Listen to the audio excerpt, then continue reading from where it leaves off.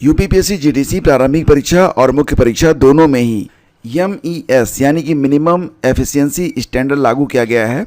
अगर आप SC/ST candidate हैं तो आपको पूर्णांक का 35% और अगर आप अदर कैटेगरी से हैं तो आपको पूर्णांक का 40% अंक लाना कंपलसरी है। अदरवाइज आपको चयन सूची में शामिल नहीं किया जाएगा। अगर इतने अंक नहीं आते हैं तो मान लेना कि आप परीक्षा में बैठे ही नहीं हैं।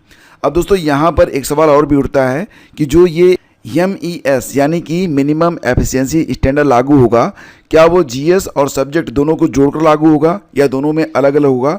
तो इसका जवाब है कि दोनों को जोड़कर, यानी कि यहाँ पर GS और आपका सब्जेक्ट दोनों को जोड़कर देखा जाएगा कि आपने नियमानुसार 35% या 40% अंक हासिल किए हैं या नहीं किए हैं। तो यहाँ पर आपको चिंता ये नहीं करनी है कि आपके GS में अगर 35% या 40% से कम अंक आप प्राप्त कर रहे हैं तो आप बाहर हो जाएंगे। जो फाइनल मेरिट है यानी कि जो MES है, ये दोनों को जोड़कर बनेगी मेरिट। इसमें GS और आपका विषय दोनों शामिल रहेगा।